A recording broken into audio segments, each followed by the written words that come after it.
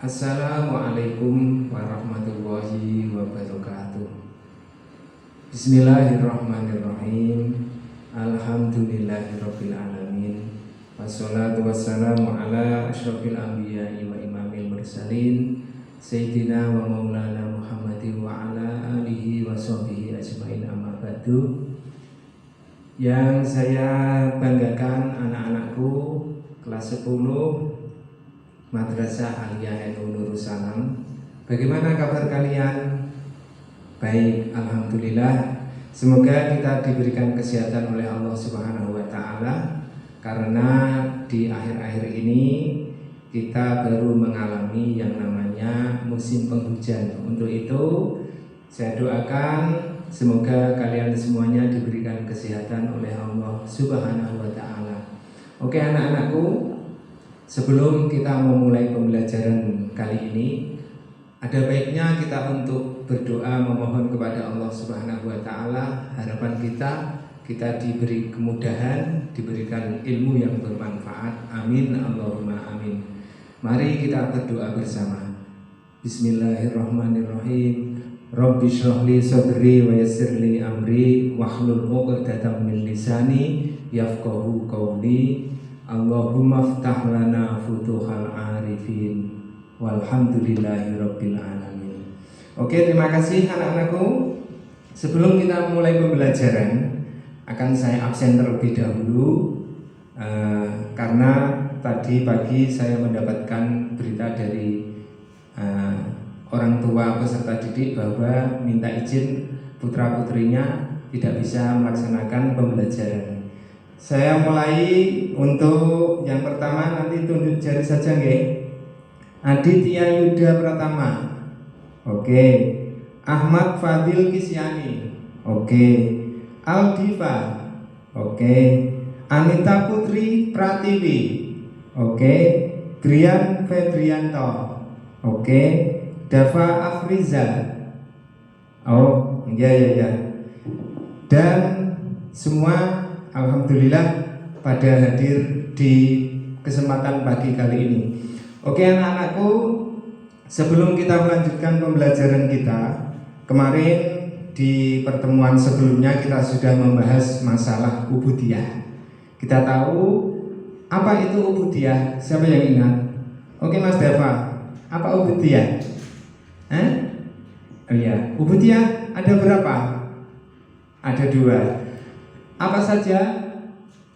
Ubudiyah mahdhah sama ubudiyah ghairul mahdhah. Setelah kita memahami tentang masalah ubudiyah, selanjutnya kita akan beranjak kepada yang namanya toharoh.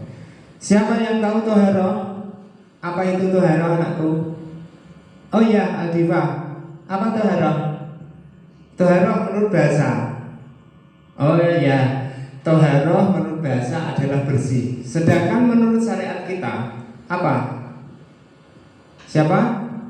Oke, menurut syariat agama Islam, toharoh adalah bersih dari hadas dan najis. Sebelum kita melanjutkan toharoh, mari kita simak peta konsep yang berhubungan dengan toharoh. Oke anak-anakku, yang pertama adalah pengertian toharoh.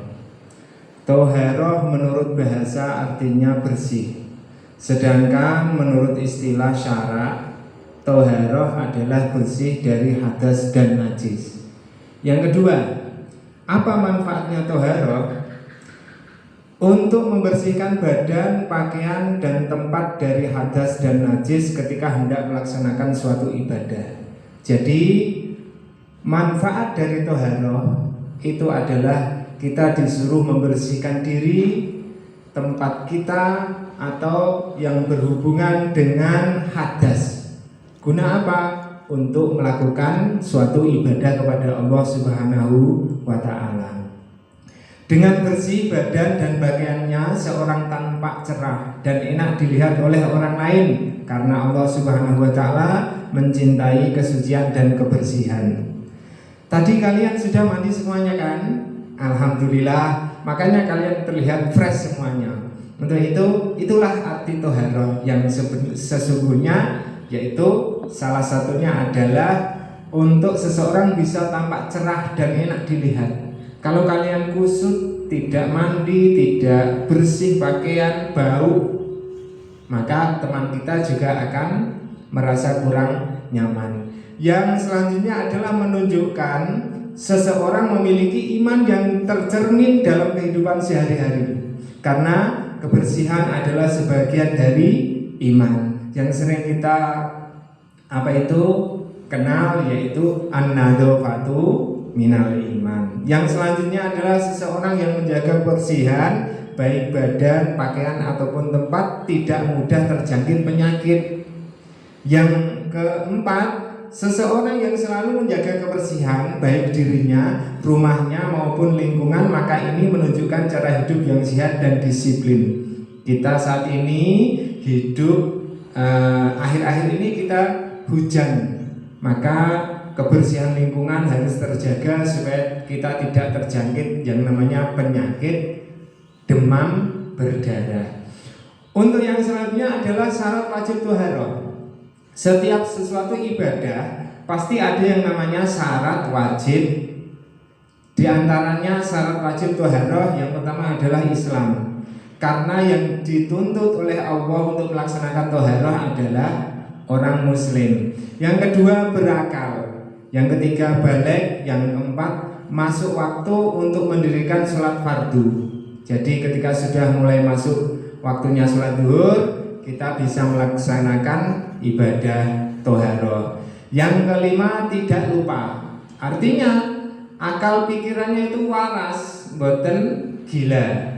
Yang keenam tidak dipaksa. Yang ketujuh berhenti darah haid dan nifas. Karena bagi orang yang haid atau nifas seperti anak-anak putri ini itu mempunyai kebiasaan 1 bulan sekali dia melakukan menanggung hadas besar yaitu haid, dan itu tidak diperkenankan untuk thaharah.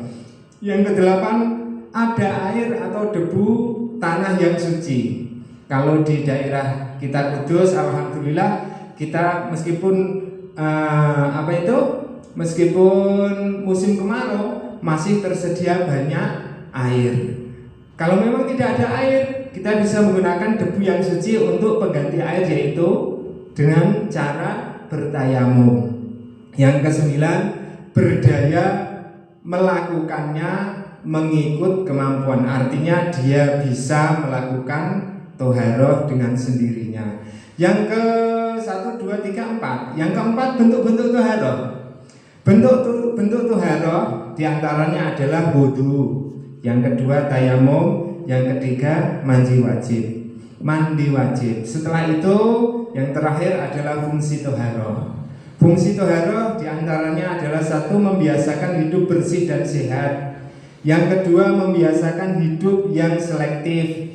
Yang ketiga sebagai sarana untuk berkomunikasi dengan Allah Subhanahu wa taala melalui sholat. Yang keempat sebagai sarana untuk menuju surga. Dan yang kelima menjadikan kita dicintai oleh Allah Subhanahu wa taala. Oke, terima kasih anak-anakku, karena ini adalah peta konsep yang akan kita pelajari di pagi kali ini. Maka Pak Guru dalam penjelasan thaharah ini saya akan membagikan kepada kalian, yaitu membagi menjadi 5 kelompok. Pengertian thaharah, manfaat, syarat wajib thaharah, bentuk thaharah, fungsi thaharah. Ini bagaimana Pak? Tadi sudah dijelaskan. Pembelajaran kita itu melalui kunjungan kelompok. Jadi kelompok pengertian thaharah seandainya nanti berjumlah 4 orang. Manfaat thaharah 4 orang dan seterusnya. Nanti di antara kelompok pengertian thaharah ini akan membahas tentang masalah pengertian thaharah, yang nanti materinya akan saya bagikan satu persatu kelompok. Di antara beberapa kelompok ini semuanya ada yang menjadi istilahnya ketua, biar ada yang bertanggung jawab. Setelah kalian per kelompok ini membahas tentang pengertian thaharah, manfaat, syarat wajib, bentuk toharoh, fungsi toharoh, maka kewajiban kelompok-kelompok itu untuk berkunjung ke kelompok lain. Misalkan seperti ini, pengertian toharoh kelompoknya, perwakilannya siapa? Nanti berkunjung ke fungsi toharoh. Jadi di kelompok fungsi toharoh ini, kelompok pengertian toharoh akan menjelaskan tentang pengertian toharoh kepada kelompok fungsi toharoh. Nah, sementara kelompok fungsi toharoh nanti perwakilannya mungkin nanti kita bagi masuk kepada kelompok syarat wajib toharoh, dan di situ kelompok fungsi toharoh perwakilannya akan menjelaskan fungsi-fungsi toharoh kepada kelompok syarat wajib toharoh. Paham kalian? Oke, kalau paham, saya akan membagikan ini materi per kelompok supaya nanti kalian bisa membahasnya. Setelah kalian pahami, nanti pada waktunya di pagi ini kelompok-kelompok tadi akan berkunjung kepada kelompok lain melalui perwakilan masing-masing kelompok. Paham nggih? Paham apa dereng? Yang belum paham silahkan tanya. Oh ya, nanti kita akan nilai setelah kalian itu berkunjung kepada kelompok masing-masing. Nggih, kelompok pengertian toharoh berkunjung ke fungsi toharoh dan seterusnya, nanti Pak Guru akan menilai. Hasil nilai itu akan menjadi acuan keberhasilan di pagi kali ini kalian mempelajari tentang toharoh. Gimana? Sudah paham? Sudah paham sudah nggih? Kalau sudah paham, saya akan bagikan dan saya akan nanti pandu kalian di belakang untuk menemani kalian untuk menyelesaikan pembelajaran toharoh di pagi kali ini. Sebelumnya mohon maaf atas segala kekurangan yang saya sampaikan kepada kalian anak-anakku sayang.